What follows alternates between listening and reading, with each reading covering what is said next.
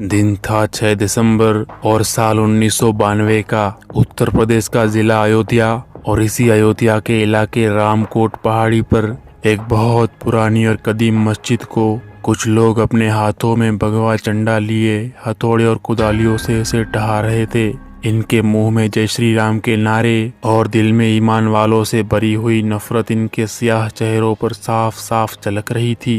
इस 6 दिसंबर 1992 के दिन को भारतीय इतिहास का काला दिन माना जाता है, क्योंकि उस दिन सिर्फ बाबरी मस्जिद ही नहीं गिराई गई थी, बल्कि लोकतंत्र की भी दिन दहाड़े हत्या कर दी गई थी। धर्मनिरपेक्षता के झूठे दावे करने वालों की पोलम खोल हो गई।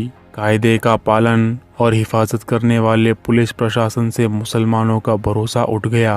अपनी जबानों से झूठे वादे करने वाले और हमेशा प्यार और आश्वासन देने वाले सारे नेताओं ने भी मुसलमानों से अपना पल्ला चटक लिया। संविधान पर चलने वालों ने ही सरेआम संविधान की इज्जत लूटी। न्यायपालिका की उस मूर्ति को याद कीजिए जिसके हाथों में इंसाफ का तराजू और आंखों पर काली पट्टी बंधी हुई रहती है। ये मूर्ति इंसाफ का निशान मानी जाती है, लेकिन 6 दिसंबर के उस काले दिन को इस मूर्ति को देखकर भी यही लग रहा था कि हिंदुस्तानी कानून वाकई में अंधा हो चुका है। सुप्रीम कोर्ट को पहले से ही अंदेशा था कि बेचारे रामचंद्र जी के मानने वाले कट्टर मुसलमानों की मस्जिद को नुकसान पहुंचा सकते हैं, इसलिए वहां पर पुलिस भी तैनात की गई थी। सैकड़ों कद्दावर नेता अपने जमीर को बेचकर और मुंह पर ताले लगाए बुज़दिलों की तरह इस मंजर को देख रहे थे। मस्जिद की हिफाजत के लिए पुलिस भले ही वहां पर मौजूद थी, लेकिन वहां पर बकायदा ये नारे भी लगाए जा रहे थे कि अंदरूनी खाना बात है, पुलिस और प्रशासन हमारे साथ है। ये नारा वही लोग लगा रहे थे जो मस्जिद को गिरा भी रहे थे, और शाम के 5:30 बजे तक पूरी मस्जिद जमी दोष कर दी गई। लेकिन यही मस्जिद क्यों, जबकि अयोध्या में तो सैकड़ों और भी मस्जिदें थी, तो फिर यही मस्जिद क्यों गिराई गई? उस दिन सिर्फ नुकसान मुसलमानों का ही नहीं हुआ था, बल्कि मस्जिद गिराने वाले भी अपनी इज्जत गंवा बैठे और मुसलमानों की नजरों से हमेशा हमेश के लिए गिर चुके थे। यूं इस्लामी दुनिया में ईसाई और यहूद के साथ साथ ना चाहते हुए एक और कौम हुनूद ने भी जन्म ले लिया। आज की इस वीडियो में इसी बाबरी मस्जिद की पूरी दास्तान आपके सामने रखने की कोशिश करूंगा, सो वीडियो को अंत तक जरूर देखें। नंबर 1, बाबरी मस्जिद को पहले मुगल बादशाह बाबर के हुक्म पर उनके एक वजीर मीर बकी द्वारा सन 1527 में इसकी तामीर करवाई गई थी। मस्जिद की तामीर के बारे में इतिहास में 2 अहम और सटीक बातें पाई जाती है। एक तो मैं आपको बता चुका, दूसरी बात ये कि अयोध्या में ये मस्जिद बादशाह बाबर के हमला करने से पहले ही मौजूद थी। अब आप पूछेंगे आखिर ये क्या माजरा है? तो जी हाँ दोस्तों, मुगल बादशाह बाबर 20 अप्रैल 1526 को इब्राहिम लोदी को हराकर आगरा के तख्त पर बैठे और उसके ठीक एक हफ्ते बाद 27 अप्रैल 1526 को उनके नाम का खुतबा पढ़ा गया और वो बादशाह हिंदुस्तान तस्लीम कर दिए गए। ये मस्जिद एक बड़े और 2 छोटे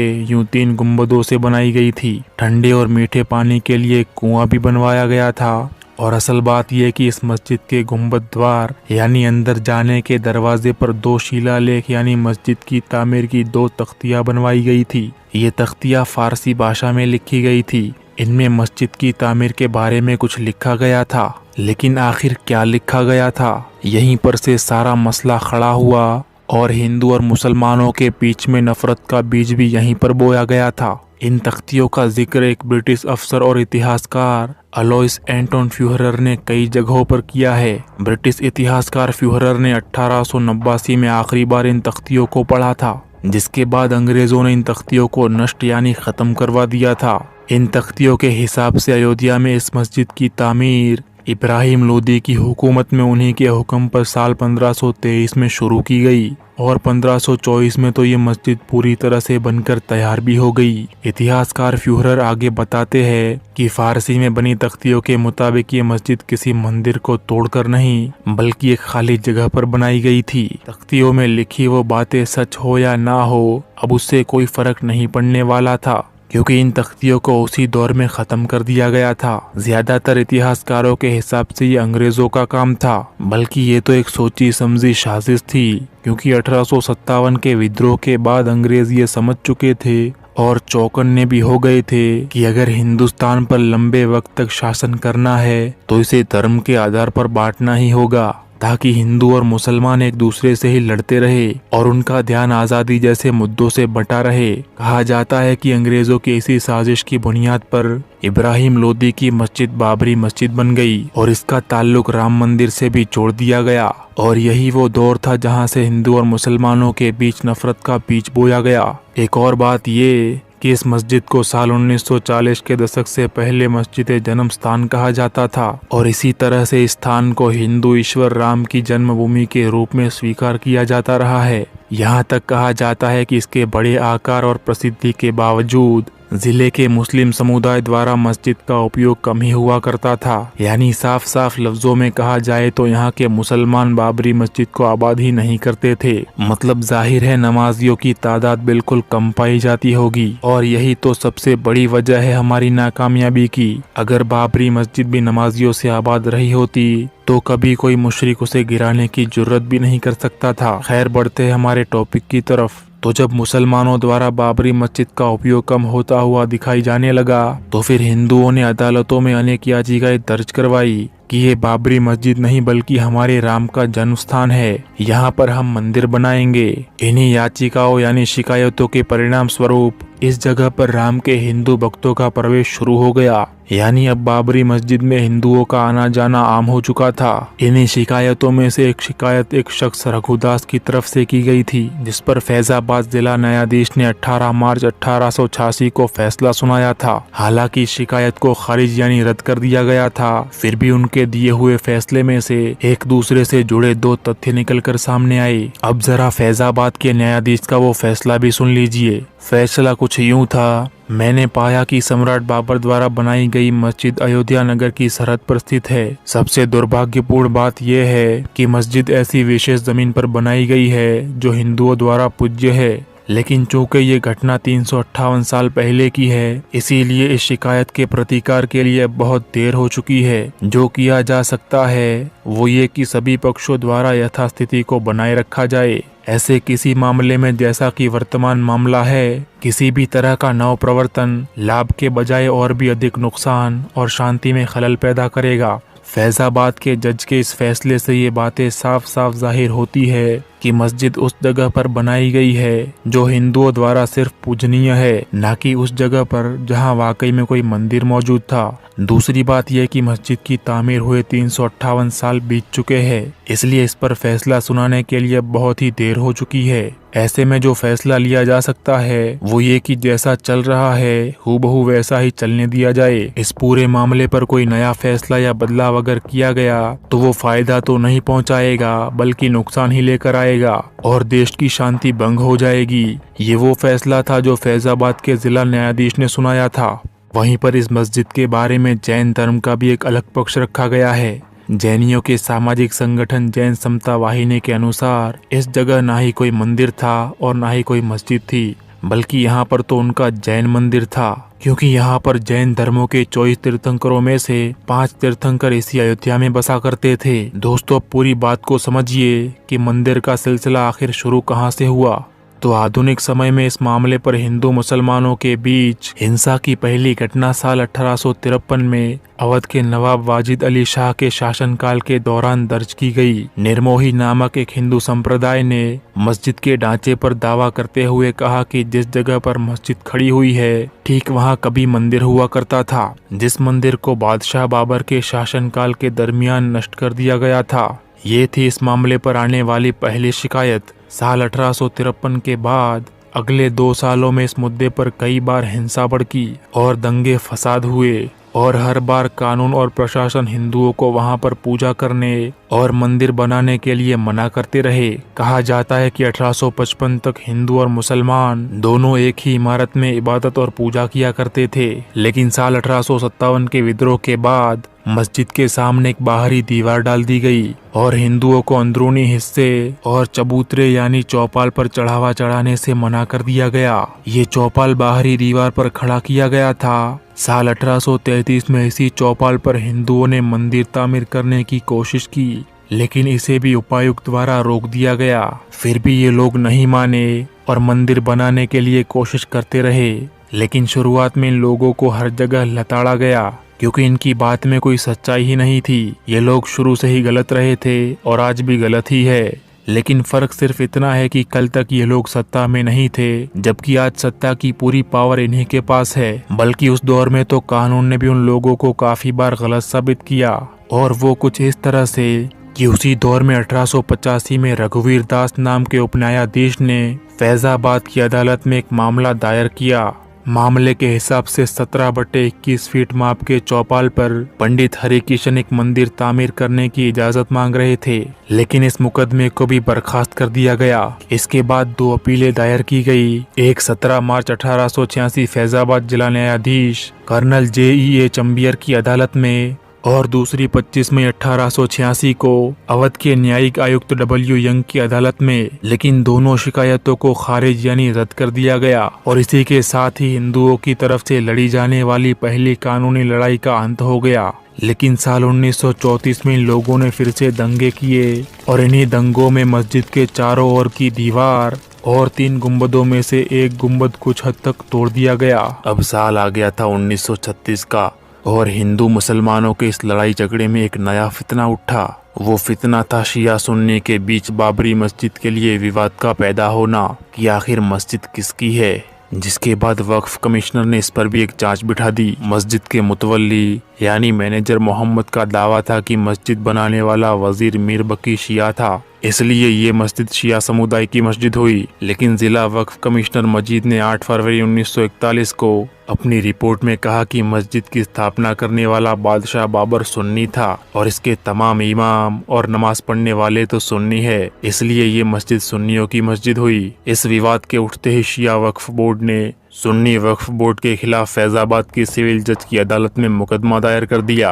लेकिन सिविल जज SA एहसान ने 30 मार्च 1946 को शिया समुदाय का दावा खारिज कर दिया और शिया समुदाय हार गया। ये बात आपको मैं इसलिए बता रहा हूँ क्योंकि आज तक शिया समुदाय के कुछ नेता बाबरी मस्जिद को अपनी मस्जिद बताते हुए इसे हिंदुओं के सुपुर्द करना चाहते थे ताकि वहां पर मस्जिद को गिराकर मंदिर बनाया जा सके। अब हम लोग गैरों को क्यों गलत ठहराए, जबकि हमारे अपने ही हमारी पीठ में खंजर घोंपने को तैयार बैठे हैं। एक तरफ हिंदू थे जो अपने धर्म, भगवान और अपनी जमीन के लिए लड़ रहे थे, जबकि दूसरी तरफ ईमान वाले, अल्लाह को मानने वाले कुछ शिया लोग जो अपनी मस्जिद को हिंदुओं को सौंपना चाहते थे।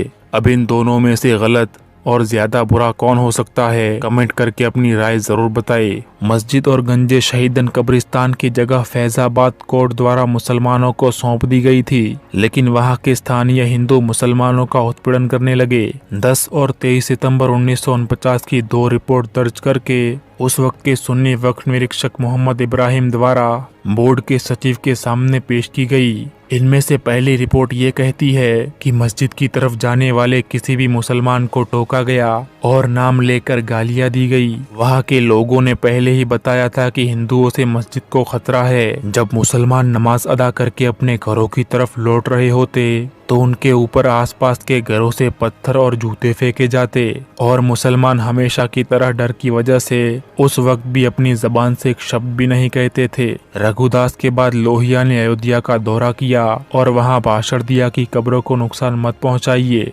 जवाब में हिंदुओं ने कहा कि मस्जिद राम जन्मभूमि है और इसलिए इसे हमें सौंप दो। सुन्नी वक्फ बोर्ड के निरीक्षक इब्राहिम मोहम्मद आगे अपनी रिपोर्ट में कहते हैं कि मैंने अयोध्या में एक रात बिताई और मैंने देखा कि बैरागी यानी वही धर्म के लोग जबरन मस्जिद पर कब्जा करने लगे। वक्त गुजरता गया और मुसलमानों को सताया जाने लगा और बेचारे सेक्युलर मुसलमान हमेशा की तरह बर्दाश्त भी करते रहे। लेकिन अब वो दिन भी आ चुका था जब आधी रात के वक्त चोरी छुपे एक गंदी साजिश के तहत इन लोगों ने राम मंदिर का बीज बो डाला। झूठ और धोखाधड़ी की भी एक हद होती है। अफसोस उस दौर के हिंदू इस हद को भी फलांग चुके। कैसे और क्यों, तो सुनते जाइए। दरअसल 22 दिसंबर 1949 को आधी रात के वक्त जब मस्जिद की हिफाजत करने वाले पुलिस गार्ड सो रहे थे, तब इन्हीं हुनूदियों के द्वारा राम और सीता की मूर्तियों को चुपचाप चोरी छुपे मस्जिद में ले जाया गया और वहां पर स्थापित यानी नस्ब कर दिया गया।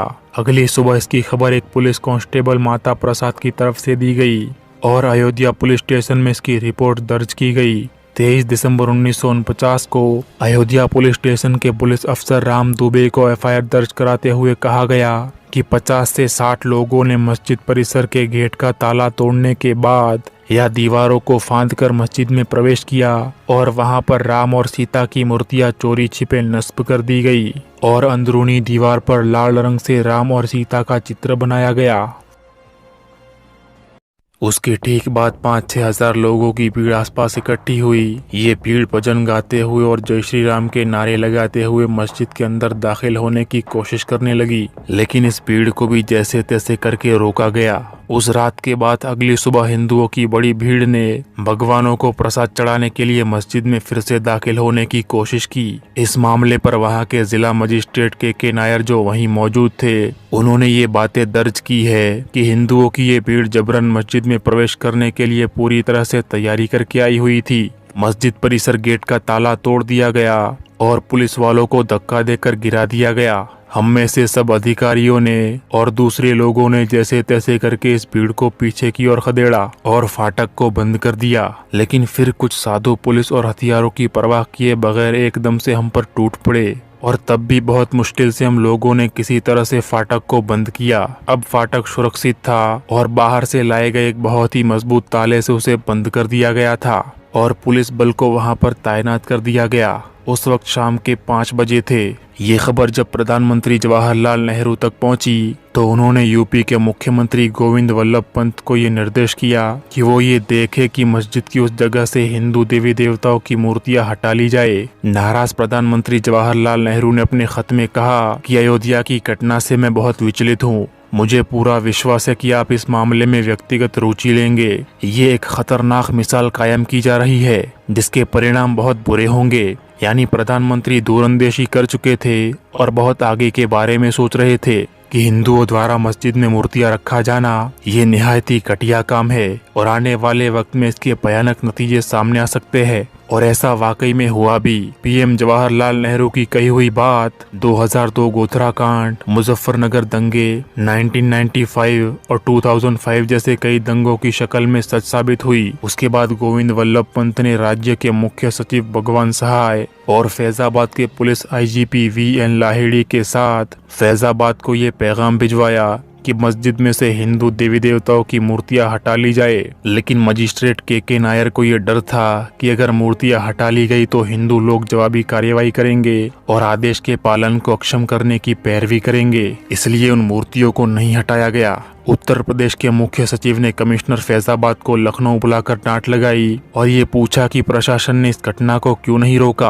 और फिर दूसरी सुबह मूर्तियां क्यों नहीं हटाई गई। अब इसकी भी एक वजह थी। वीडियो शुरू होते ही मैंने एक नारा आपको सुनाया था कि ये अंदरूनी खाना बात है, पुलिस और प्रशासन हमारे साथ है। ये नारा यूं ही नहीं लगाया जा रहा था। ये नारा नहीं बल्कि एक हकीकत थी जिससे आज भी मुंह नहीं फेरा जा सकता। जब प्रधानमंत्री नेहरू के हुक्म पर उत्तर प्रदेश मुख्य सचिव ने फैजाबाद के कमिश्नर और मजिस्ट्रेट नायर से इस मामले पर सफाई मांगी तो इन दोनों ने राज्य के मुख्य सचिव को ही बगावत भरा खत भेजकर धमका डाला। खत में लिखा था कि मंदिर बनाने की डिमांड करने वालों के साथ सरकार का समर्थन और प्रशासन के भी कुछ लोग मौजूद है, उन्हें रोका नहीं जा सकता और अगर हिंदू नेताओं को गिरफ्तार किया जाता तो अयोध्या और पूरे देश में हालात खराब हो सकते थे। बगावत भरे इस खत में मजिस्ट्रेट के नायर ने आगे क्या लिखा जरा वो भी सुनिए। उन्होंने आगे लिखा कि वो खुद और जिला पुलिस कप्तान मस्जिद में से मूर्तियां हटाए जाने से सहमत नहीं है बल्कि उसके खिलाफ है और अगर सरकार फिर भी मूर्तियां हटवाना चाहती है तो हमारी जगह किसी और को बदल दिया जाए और हमें अपने ओहदों से हटा दिया जाए। ये काम तो अब तभी मुमकिन हो सकता है। इस मामले में आरएसएस और हिंदू सत्ता के लोग सक्रिय होकर मस्जिद पर कब्जा करने में सहयोग कर रहे थे और हिंदुओं को उकसाने का काम भी। बाद में ये बात सामने आई कि जिला कलेक्टर नायर और सिटी मजिस्ट्रेट गुरुदत्त सिंह दोनों आरएसएस के ही आदमी थे और नायर तो बाद में जनसंघ के टिकट पर लोकसभा चुनाव लड़कर जीते भी थे। इस तरह से बाद में नगर पालिका चेयरमैन प्रियदत्त राम को रिसीवर बनाकर मूर्तियों की पूजा और भोग वगैरह चढ़ाने की जिम्मेदारी दे दी गई। अब ये मुकदमा 2 दशकों तक कोर्ट में चलता रहा, यानी तकरीबन 20 साल का लंबा अरसा गुजर चुका था। इसकी वजह से अयोध्या के रहने वाले हिंदू मुसलमान भी अच्छे पड़ोसी की तरह मिलजुल कर रहने लगे थे। इतना ही नहीं, इस मुकदमे के दोनों पक्षकारों ने यानी परमहंस और हाशिम अंसारी ने जिला कोर्ट को बताया था कि वो दोनों मंदिर और मस्जिद का मुकदमा लड़ने के लिए एक ही साथ गाड़ी में हंसते हंसते जाया करते थे। बिना किसी घबराहट और झिझक के देर रात एक दूसरे के घर भी आते जाते रहते थे। अब ये देखकर बिल्कुल भी नहीं लगता कि लड़ाई झगड़ा आगे चलकर इतना बड़ा हो जाएगा कि हजारों मासूमों को इसकी वजह से अपनी जानें गंवानी पड़ेगी। तो जब मुकदमा लड़ने वालों ने कभी एक दूसरे से नफरत नहीं की, तो फिर बाद में आखिर ऐसा तो क्या हो गया कि आज भारत के हिंदू और मुसलमान एक दूसरे को ना चाहते हुए भी अपना दुश्मन समझ रहे हैं। अंग्रेजों के खिलाफ अपना खून बहाकर शाना बशाना लड़ने वाले हिंदू मुसलमान एक दूसरे को अंग्रेजों के जुल्म से बचाने के लिए अपनी जान की भी बाजी लगाने वाले हिंदू मुसलमान आखिर इतने कट्टर दुश्मन कैसे बने? इसका जवाब है राजनीति। जी हाँ दोस्तों, इंडियन पॉलिटिक्स, भारतीय राजनीति, बल्कि मैं तो कहूँगा बहुत बुरी और बहुत ही गंदी भारतीय राजनीति। साल 1977 में मंदिर मस्जिद के इस बखेड़े में राजनीति ने भी अपने पैर पसार दिए। दरअसल 1977 में जनसंघ और दूसरे कट्टर लोगों से बनी जनता पार्टी ने इंदिरा गांधी को सत्ता से बेदखल कर दिया, लेकिन इन लोगों की आपसी फूट के कारण इनकी सरकार 3 साल भी पूरे नहीं कर पाई और 1980 में इंदिरा गांधी सत्ता में वापस आ गई। भारत के सबसे कट्टर हिंदू समुदाय संघ परिवार ने इस बात पे सोचना शुरू किया कि आने वाले चुनाव से पहले भारत के हिंदुओं को राजनीतिक रूप से कैसे इकट्ठा किया जा सकता है और कैसे उन्हें उकसाकर धर्म के आधार पर हम उनका वोट हासिल कर सकते हैं। उसके बाद इसी संघ परिवार ने ये योजना बनाई कि भारत की राज सत्ता और हिंदुओं का समर्थन हासिल करने के लिए हमें हिंदुओं के 3 सबसे प्रमुख आराध्य राम, कृष्ण और शिव से जुड़े स्थानों को जैसे अयोध्या, मथुरा और काशी की मस्जिदों को केंद्र बनाकर आंदोलन छेड़ेंगे और इस तरह से हिंदू वोट हमारे ही पक्ष में गिरेंगे। इस संघ परिवार ने उस वक्त के हिंदुओं को मानसिक तौर पर आक्रोश में ला दिया और एक बहुत ही गंदी चाल चल डाली। वो ये कि 27 जुलाई 1984 को राम जन्मभूमि मुक्ति यज्ञ समिति का गठन हुआ और एक गाड़ी पर रथ बनाया गया जिसमें राम और सीता की मूर्तियों को अंदर कैद किया हुआ दिखाया गया। 25 सितंबर को ये रथ बिहार के सीतामढ़ी से रवाना हुआ और 8 अक्टूबर को अयोध्या पहुंचते पहुंचते जिन जिन हिंदुओं ने रथ पर अपने भगवान राम और सीता को कैदी की हालत में देखा, वो गुस्से से बेकाबू हो गए और आक्रोश में आ गए। इस रथ यात्रा की मुख्य मांग ये थी कि मस्जिद के उस हिस्से का ताला खोलकर वो जमीन मंदिर निर्माण के लिए हिंदुओं को दे दी जाए। जैसे जैसे रथ यात्रा आगे बढ़ती गई, हिंदुओं का एक विशाल समर्थन भी जुटाती गई और लखनऊ से होते हुए 31 अक्टूबर को दिल्ली पहुंची। ये वही दिन था जब प्रधानमंत्री इंदिरा गांधी की हत्या हुई थी। अब इंदिरा गांधी की हत्या से फैली अशांति की वजह से 2 नवंबर को इस रथ यात्रा को रोक दिया गया। इंदिरा गांधी की मौत के बाद आम चुनावों में राजीव गांधी को प्रचंड बहुमत मिला, लेकिन वो राजनीति में उतने अनुभवी नहीं थे। इसके बाद विश्व हिंदू परिषद ने मस्जिद का ताला खोलने के लिए फिर आंदोलन को तेज किया और शिवरात्रि के दिन को 6 मार्च 1986 तक अगर ताला न खोला गया तो जबरन ताला तोड़ने की धमकी दे डाली। इस आंदोलन को दार देने के लिए ही आक्रामक और उग्रवादी बजरंग दल का गठन किया गया। हिंदुओं को शांत करने के लिए यूपी की वीर बहादुर सरकार ने विवादित स्थल के करीब 42 एकड़ जमीन पर राम कथा यार्ड और सरयू नदी से अयोध्या के पुराने घाटों तक नहर बनाकर राम की पेड़ी बनाने का काम भी शुरू किया। लेकिन इससे भी हिंदुत्ववादी संगठन शांत नहीं हुए। इसी दबाव में आकर राजीव गांधी और उनके साथियों ने मिलकर फैजाबाद जिला अदालत में एक ऐसे वकील उमेश चंद्र पांडे से ताला खुलवाने की अर्जी डलवाई जिस वकील का वहां चल रहे मामले से दूर दूर तक कोई संबंध नहीं था और ऊपर से फैजाबाद के जिला मजिस्ट्रेट और पुलिस कप्तान ने अदालत में कहा कि ताला खुलवाने से कोई अशांति पैदा नहीं होगी। इसी बयान को आधार बनाकर KM पांडे ने ताला खोलने का आदेश दे दिया। 1 घंटे के अंदर ही अंदर इस फैसले पर अमल करके दूरदर्शन समाचार पर भी प्रसारित कर दिया गया, जिसकी वजह से देश में ये बात फैल गई कि ये सब पहले से ही रचा रचाया हुआ खेल था। और इसके बाद ही पूरे हिंदुस्तान और दुनिया को अयोध्या के मंदिर मस्जिद विवाद का पता चला। इससे पहले ये बात उत्तर प्रदेश तक ही सीमित थी। इस दौरान सुलह समझौते की भी बहुत बातें होती रही कि हिंदू राम चबूतरे के आगे खाली जमीन पर मंदिर बना ले, मगर संघ परिवार इन सब बातों को नकारता रहा। मंदिर मस्जिद के गरमाए हुए इस मामले में अचानक एक पार्टी भी अपने पैर पसारने लगती है और मंदिर को खुलेआम राजनीति का मुद्दा बनाकर राम मंदिर के लिए आंदोलन में साथ आ जाती है। उस पार्टी का नाम था बीजेपी, भारतीय जनता पार्टी। जी हाँ दोस्तों, 11 जून 1989 को पालमपुर कार्य समिति में भारतीय जनता पार्टी ने ये प्रस्ताव पास किया कि अदालत इस मामले का फैसला नहीं कर सकती, सो इसीलिए सरकार समझौते के जरिए या संसद में कानून बनाकर राम जन्म स्थान हिंदुओं को सौंप दे। ये था भारतीय जनता पार्टी की कामयाबी का राज। उन्होंने सुप्रीम कोर्ट को या मुस्लिमों को नहीं, बल्कि सीधे सीधे सरकार पर ही राम मंदिर बनाने का ठीकरा फोड़ दिया। वीएचपी ने 9 नवंबर को राम मंदिर शिलान्यास और देश भर में यात्राएं निकालने की घोषणा की। राजीव गांधी के कहने पर गृह मंत्री बूटा सिंह ने 27 सितंबर को लखनऊ के तत्कालीन मुख्यमंत्री नारायण दत्त तिवारी के बंगले पर विश्व हिंदू परिषद से ये वादा लिया कि इन यात्राओं को शांतिपूर्ण तरीके से निकाला जाए। और उसी दौरान कांग्रेसी प्रधानमंत्री राजीव गांधी ने राम राज्य के नारे के साथ अपना चुनाव अभियान फैजाबाद से शुरू कर दिया।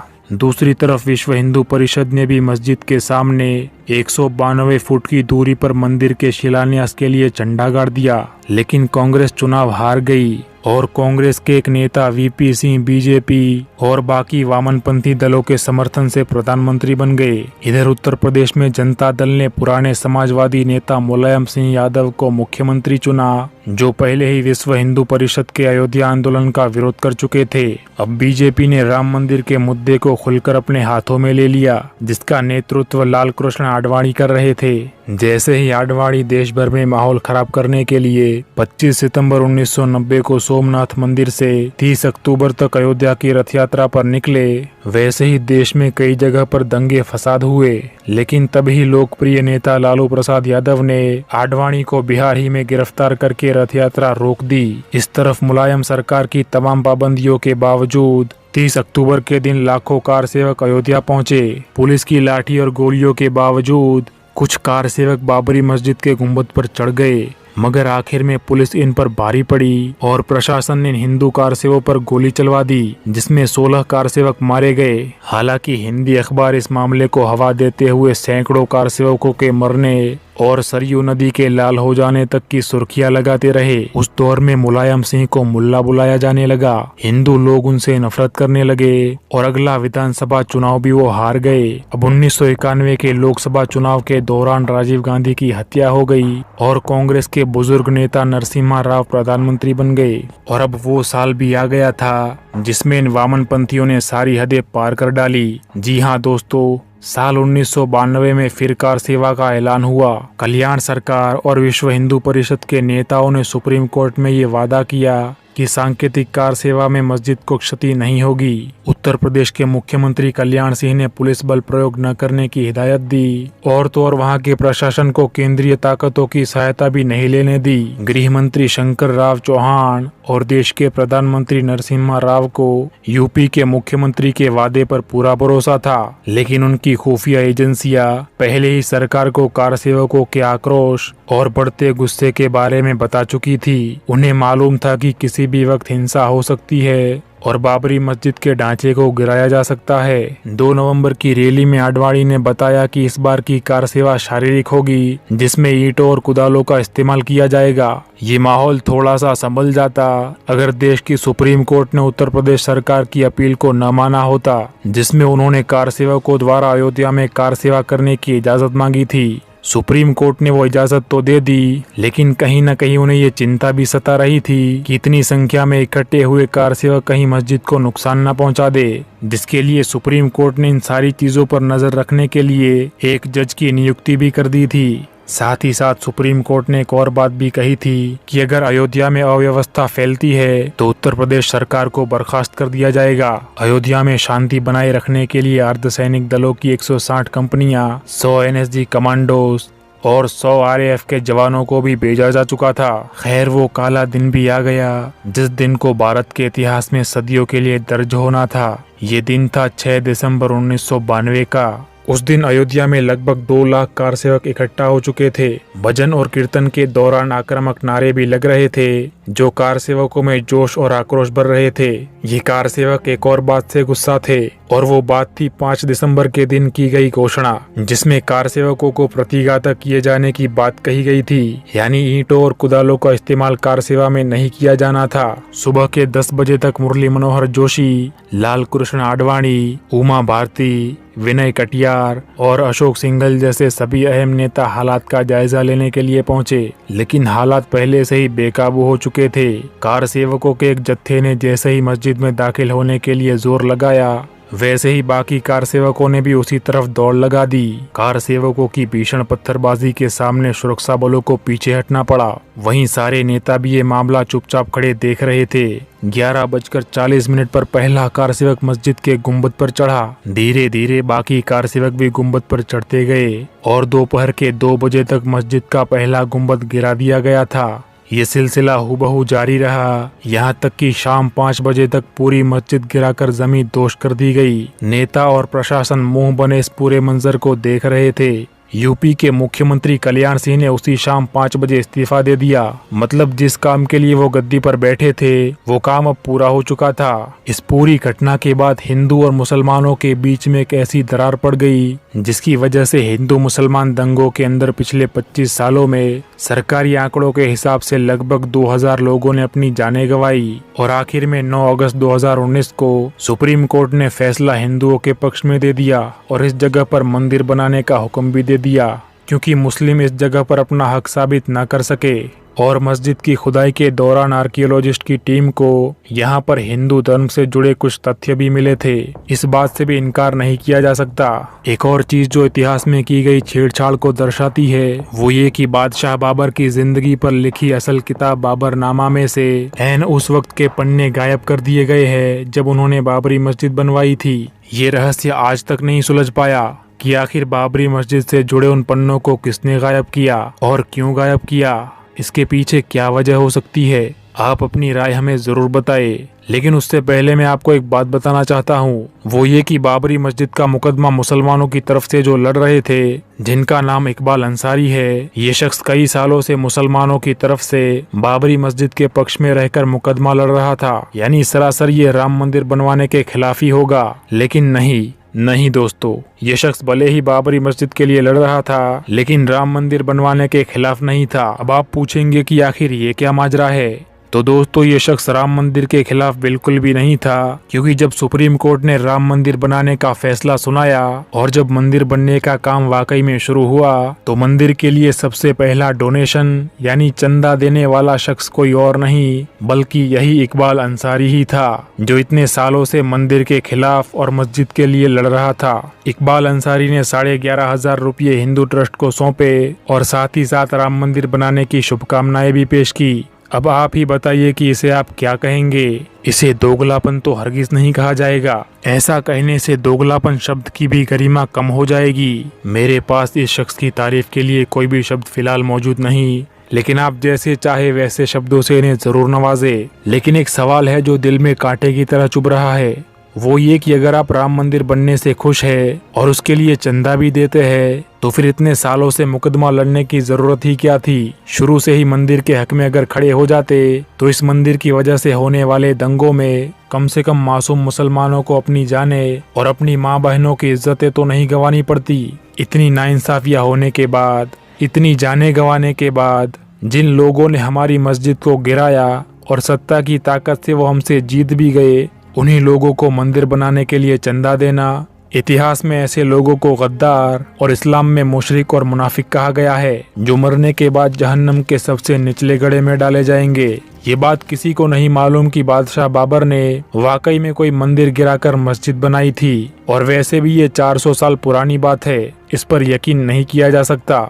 लेकिन हमारे पास तो ये पुख्ता सबूत है कि देश में संविधान लागू होने के बावजूद आईपीसी और सीआरपीसी एक्ट के होते हुए भी पुलिस और नेताओं के सामने और सुप्रीम कोर्ट की नाक के नीचे कुछ लोगों ने मुसलमानों की मस्जिद बड़ी ही बेशर्मी और क्रूरता के साथ गिरा दी और मंदिर के होने वाले दंगों में जाने भी मुसलमानों ने ही गवाई और मुसलमानों को मारा भी गया। ये तो चोरी ऊपर से सीनाजोरी हो गया। लेकिन मुसलमान आज भी सब कुछ चुपचाप बर्दाश्त कर रहा है और मंदिर बनाने का फैसला आने पर भी किसी मुसलमान ने कोई विरोध प्रदर्शन नहीं किया। जानते हैं क्यों?